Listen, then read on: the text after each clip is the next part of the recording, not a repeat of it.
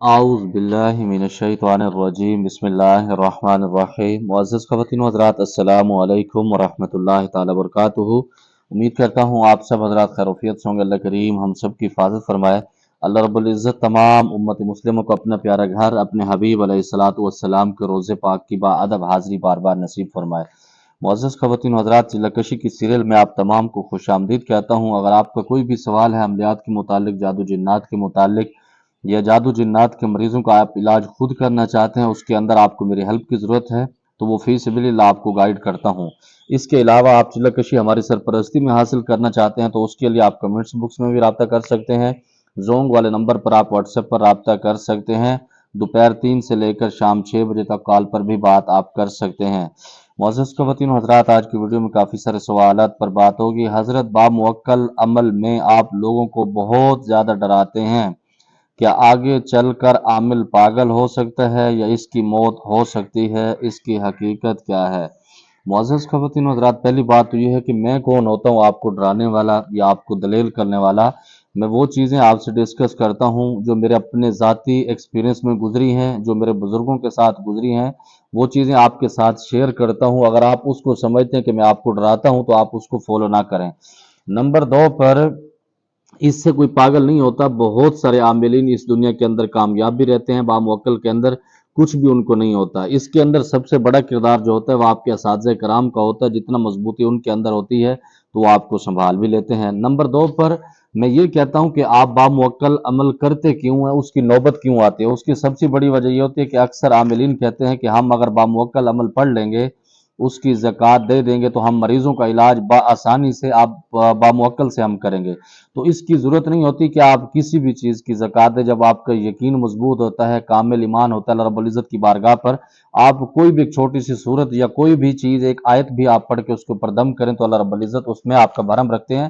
تو اس میں پھر باموکل کے اندر آنے کی ضرورت کیوں ہے؟ کیونکہ اس کے اندر پابندیاں بھی ہیں، اس میں اعتکاف بھی بیٹھنا پڑتا ہے، جو عمل ہم کرواتے ہیں اس کے اندر روزے بھی رکھنے پڑتے ہیں، اس کے اندر آپ آگ کی کوئی بھی چیز نہیں کھا سکتے۔ تو اتنی مشقتیں اٹھانے کا کیا فائدہ ہے؟ اتنی مشقت آپ کیوں اٹھاتے ہیں؟ اس میں یقیناً آپ کو چیزیں مل جاتی ہیں، لیکن آگے چل کر یہی چیزیں آپ کو ڈسٹرب بھی کرتی ہیں۔ یہ بھی معاملات ساتھ ہے۔ اس کی حقیقت بھی ہے کہ جتنا جنات سے آپ کام لیتے ہیں اس سے زیادہ وہ آپ کو الجھا کے رکھ دیتے ہیں۔ تو اس سے بہتر ہے جنات سے آپ کام نہ لیں، اللہ رب العزت کی پاک کلام سے لیں۔ اللہ رب العزت اس میں آپ کا بھرم بھی رکھے گا، اس کے اندر کسی قسم کا آپ کو نقصان نہیں ہوتا۔ السلام علیکم، سورت قریش جلالی ہے یا جمالی ہے؟ روزانہ 70 مرتبہ پڑھنا کیسا ہے؟ اس کے ساتھ دوسرے وظائف کر سکتے ہیں؟ اول آخر درود ابراہیمی پڑھ سکتے ہیں؟ اس کی اجازت لینا مرشد سے ضروری ہے یا مرشد کی اجازت کے بغیر پڑھ سکتے ہیں؟ معزز خواتین و حضرات، پہلی بات یہ ہے کہ عملیات کے روح سے اگر دیکھا جائے تو سورت قریش بہت زیادہ جلالی ہے، لیکن اس کو 70 مرتبہ پڑھنا آپ کیوں پڑھنا چاہتے ہیں، کس وجہ سے پڑھنا چاہتے ہیں، وہ آپ کا مرشد آپ کو گائیڈ کرے گا، یا جس کے پاس آپ جاتے ہیں۔ مثال کے طور پر آپ کسی دشمن کو اپنے راہ سے ہٹانا چاہتے ہیں، شریعت کے مطابق اگر اس کے اندر اجازت گنجائش دیتی ہے شریعت آپ کو، تو تب بھی وہ جو استاد ہوتا ہے، وہ عامل ہوتا ہے، اپنے طریقہ کار سے بتاتا ہے۔ کسی اور کا وظیفہ آپ مجھ سے کیوں پوچھتے ہیں؟ نمبر 2 پر اس کے ساتھ اول آخر درود ابراہیمی پڑھنا، وہ بھی وہی بتاتے ہیں۔ اگر تو آپ اس کو کسی کو ہٹانا چاہتے ہیں راستے سے، جو آپ کو خواہ تنگ کرتے ہیں، آپ کہتے ہیں کہ وہ آپ کے راستے سے ہٹ جائے، تو اس کے اندر درود ابراہیمی بعض اوقات نہیں پڑھواتے، بعض اوقات لوگ پڑھواتے بھی ہیں۔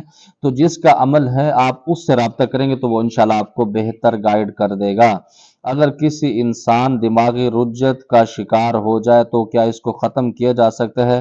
کیونکہ بہت سارے عاملین کا کہنا ہے کہ دماغی رجت ختم کرنا بہت بڑا مشکل ہے۔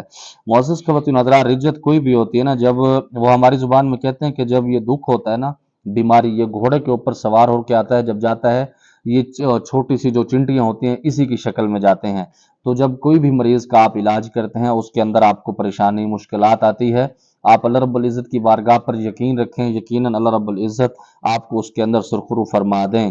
ہم کیسے پتہ لگائیں کہ فلاں شخص کون سی زکوٰۃ ادا کر رہا ہے، یا اس سے پوچھنا پڑے گا؟ آپ کو نہ لگتا ہے کیڑا ہے کہ آپ کو کیا پڑی ہے کہ کوئی بندہ کوئی وظیفہ کر رہا ہے یا کسی چیز کی زکوٰۃ ادا کر رہا ہے، آپ کیوں اس سے پوچھنا چاہتے ہیں؟ یہ ہوتا ہے جب جوانی ہوتی ہے تو بندے کو ایک جستجو ہوتی ہے کہ یار میں اگر یہ زکوٰۃ دے رہا ہوں، کوئی اور بھی بندہ دے رہا ہوگا، تو پھر اس کے اندر اس طرح کے سوال کیے جاتے ہیں۔ تو اس کی ضرورت نہیں ہے، آپ اپنے کام سے کام رکھیں، کسی سے کیا ضرورت ہے پوچھنے کی۔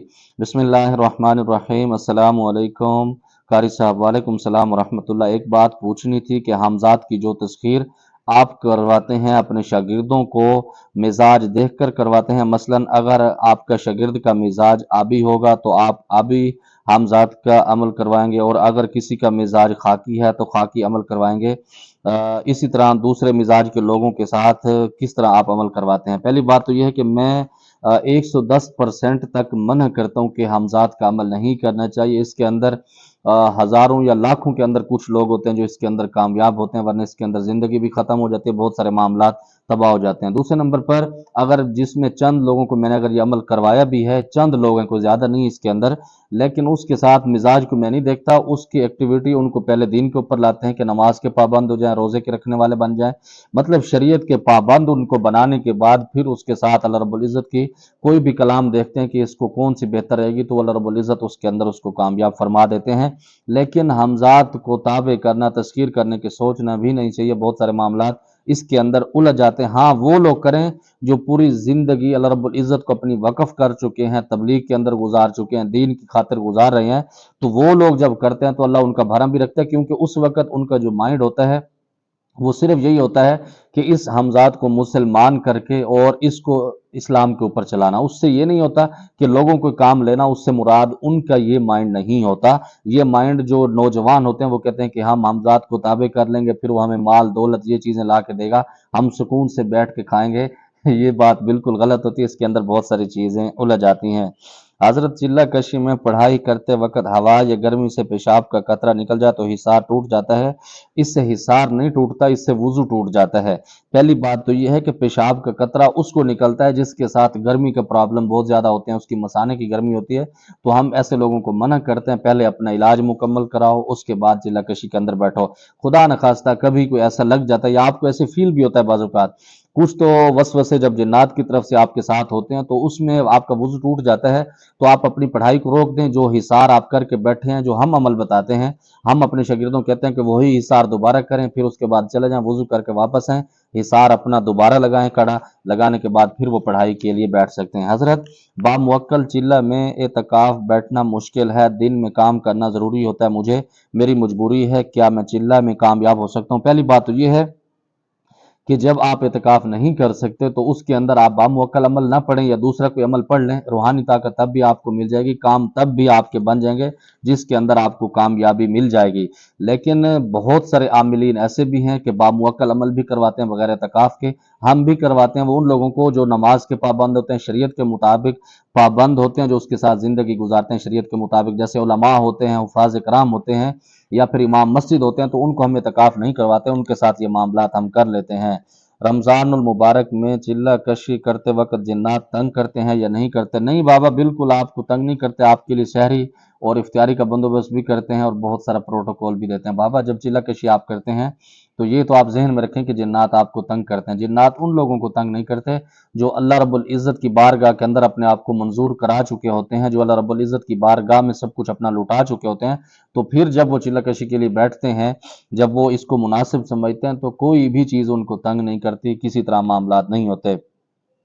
शाह जी, जवाब भी दे दिया करें। अस्तगफिरुल्लाह लज़ी ला इलाहा इल्ला हुवल हय्युल क़य्यूम व अतूबु इलैह। बस मजबूरी हैं जिसकी वजह से बाज़ औक़ात मैं जवाब नहीं दे पाता, लेकिन कोशिश करता हूँ कि जो मेरे मरीज़ हैं या मेरे स्टूडेंट हैं, अगर मैं बाज़ औक़ात मसरूफ़ होता हूँ किसी मसरूफ़ियत में, तो फ़ौरन बाद में उनको रिप्लाई भी देता हूँ। कुछ ऐसे भी नासमझ होते हैं कि वो हमारी मजबूरी को नहीं समझते, अपनी मजबूरियाँ सामने रख के हमें बहुत सारे मामलात से गुजार देते हैं। अल्लाह रब्बुल इज़्ज़त उनको बहुत सारी इज़्ज़त है। अस्सलामु अलैकुम भाई, मैंने आपसे सूरत कुरैश के बारे में पूछा था, ये जलाली है जमाली है? सोशल मीडिया पर बहुत सारे लोगों से पूछा, किसी ने जवाब नहीं दिया, प्लीज़ आप जवाब दे दें। जी, इसके बारे में मैंने बता दिया है कि ये जलाली सूरत है अमलियात के रूह से। दूसरे नंबर पर एक सवाल है, किसी भी सूरत या सिपारे को 1.25 मरतबा पढ़ने से ज़कात अता हो जाती है? बिल्कुल नहीं होती। ज़कात अदा करने के लिए 1.25 की तादाद पढ़ना ज़रूरी नहीं होता। ये आपका जो मुर्शिद है, जो आपका उस्ताद है, उसका एक्सपीरियंस होता है, उसने ज़कात उसकी क्या दी है, उसके शजरे ने कितनी ज़कात दी है, ये उसके मुताबिक चलता है। बाकी कुरान पाक है, आप पूरी ज़िंदगी पढ़ते रहें, जब तक पढ़ते रहें आपको सवाब मिलता रहेगा।